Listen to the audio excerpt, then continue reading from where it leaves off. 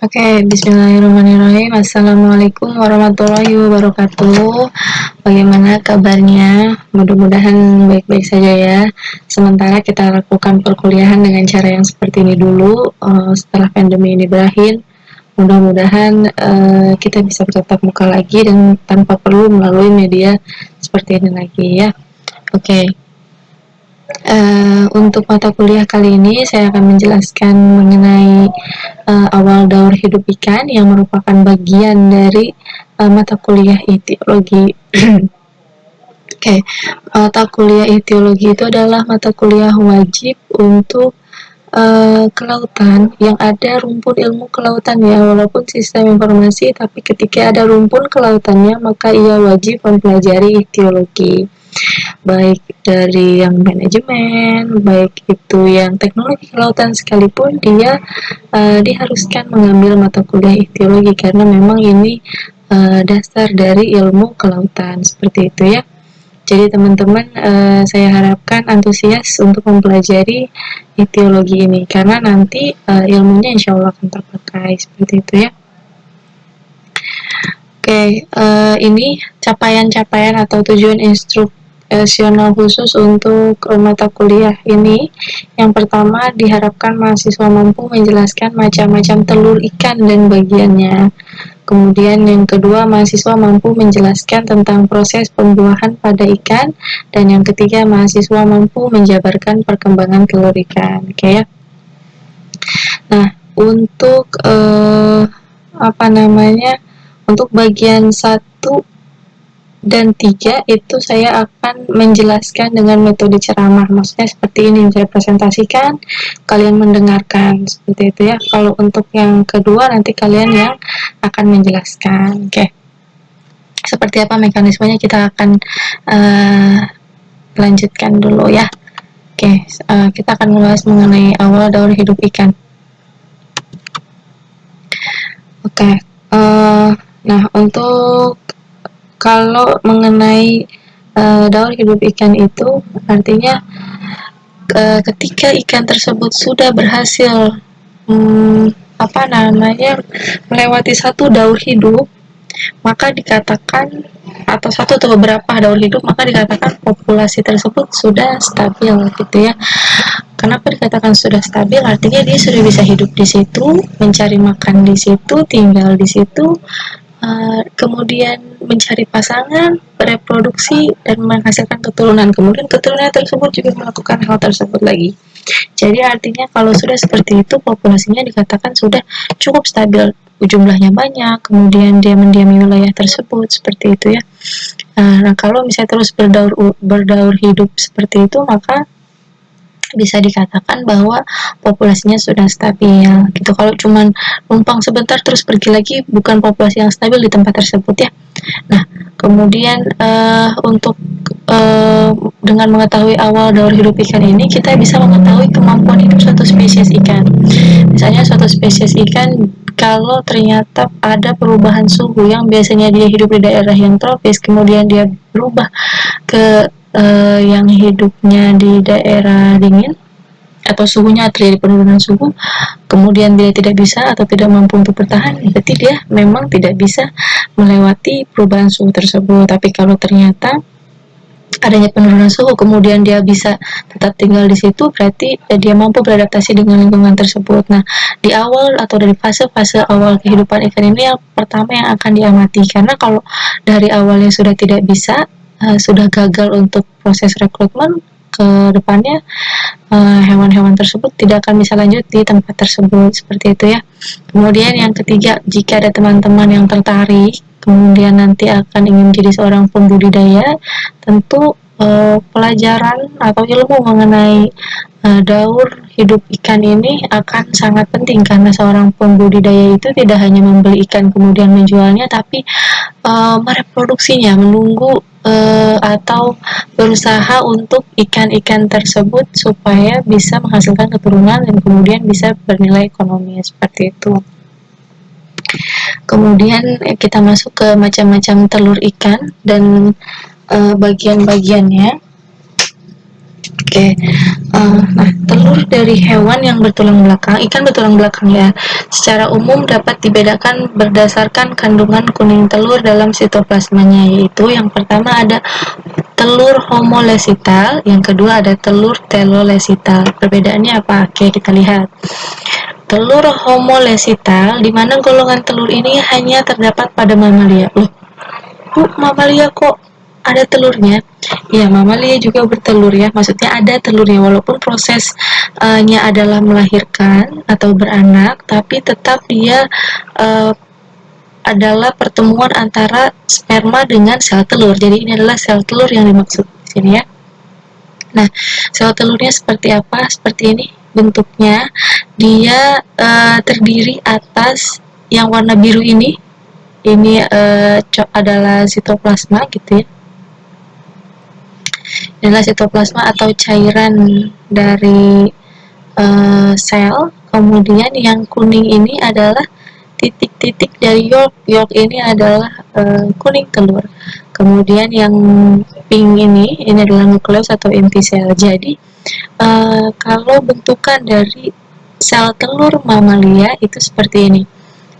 Khasnya apa namanya, jumlah kuning telurnya hanya sedikit, terutama bentuknya butir-butir titik seperti ini gitu tersebar di sitoplasmanya. Kayak kalau misalnya telur telolesital bentuknya seperti ini, terlihat sekali perbedaannya mamalia dengan telur telolesital ini ya. Nah, telur telolesital ini golongan telur ini terdapat sejumlah kuning telur yang berkumpul pada salah satu kutubnya. Jadi bukan atas dan bawah kita bilangnya, tapi kutub. Nah, kutubnya ini ada apa saja? Kita akan bahas di slide selanjutnya. Yang penting kita perhatikan dulu sekarang di sini. Di sini terdapat kuning telur yang besar, yang cukup banyak. Kemudian ada sitoplasma sebagian sedikit, sebagian kecil. Kemudian ada nukleus atau inti sel. Nah, ternyata jenis telur yang seperti ini yang banyak terdapat di ikan, terutama ikan-ikan di laut gitu ya. Oke, nah kita akan bahas tadi yang seperti saya janjikan, ada dua kutub. Kutubnya di sini ada kutub anima dan kutub vegetatif. Berarti kalau kita lihat di antara telur ini, oke ini seperti ini perandaiannya ya. Oke, nah jadi ini adalah bentuk telur ikan ovipar sebelum dibuahi. Jadi sebelum ada sperma bentuknya seperti ini. Oke, ya. Nah, kutub anima ini adalah kutub yang banyak sitoplasmanya, banyak cairan selnya. Kalau kutub vegetatif ini di sebelah sini itu adalah bagian yang banyak kuning telurnya. Berarti kalau di sini yang mana anima, yang mana vegetatif? Berarti yang ini yang kutub anima, ini yang vegetatif ya, karena yang banyak sel kuning telurnya, yang banyak kuning telurnya itu adalah kutub vegetatif. Jadi kalau misalnya nanti melihat telur ikan, tidak atas dan bawah, tapi ada kutub anima dengan kutub vegetatif. Nah, di kutub anima ini nanti akan terjadi proses perkembangan embrio. Kalau di bagian kutub vegetatif ini sebagai kuning telur itu sebagai cadangan makanan gitu ya, sama atau energi untuk proses reproduksi, untuk proses perkembangan dari si embrio tersebut. Nah, oke, kita lihat dari ini telur ikan ovipar sebelum dibuahi ya. Bagian luarnya dilapisi oleh selaput yang dinamakan selaput kapsul atau korion. Nah, ini adalah selaput kapsul di sini. Ini yang bagian nomor 2 ini adalah selaput kapsul. Oke. Kemudian ada mikropil, ini mikropil. Jadi walaupun ini gambarnya 2 dimensi ya, padahal aslinya telur tersebut adalah 3 dimensi. Nah, ini dekat dengan permukaannya ada apa namanya, lubang kecil. Nah, lubang kecil ini adalah tempat masuknya sperma. Bayangkan, sudah kecil telur itu, sel telur, dan sperma itu hanya bisa masuk di sini. Dia tidak bisa sembarang masuk di sebelah sini atau sebelah sini, tapi harus di mikropil tempat masuknya sperma. Berarti sangat-sangat spesifik dan pertarungan sengit antar sperma untuk bisa masuk ke dalam sel telur ini, dan cuma satu yang bisa masuk seperti itu ya. Oke. Nah, kemudian di bawah korion terdapat selaput kedua dinamakan selaput vitelin. Kita akan membahas 3 selaput di sini yang nantinya akan berperan selaput vitelin ini ya, selaput vitelin selaput yang kedua. Oke, kemudian selaput yang ketiga dia langsung berbatasan dengan sitoplasma sehingga dinamakan dengan selaput plasma. Dan di antara ketiganya ini tidak ada ruang, jadi mereka padat, struktur yang padat gitu ya. Oke, lanjut. Nah, apa yang terjadi setelah uh, apa yang terjadi pada telur ikan setelah keluar dari tubuh induknya? Nah, seperti inilah, ini ada yang berubah. Oke, perubahannya adalah sebagai berikut. Dia akan membentuk ruang di mana ruangnya dinamakan ruang perivitelin. Oke, ini ruang perivitelin yang tadinya tidak ada jadi ada, dia membesar. Seperti ini ada ruangnya. Nah, untuk apakah perivitelin ini atau ruang perivitelin ini? Dia ruang perivitelin ini akan membuat telur dapat bergerak lebih bebas. Karena kalau misalnya tadi apa namanya si selaput-selaputnya itu setipis yang tadi, kalau ada pergerakan dari dalam sini, maka dia akan cepat sobek atau cepat rusak seperti itu ya. Tapi kalau ada ruangan yang lebih besar, ruangan si perivitelin ini, dia akan membuat telur bisa bergerak lebih bebas. Oke.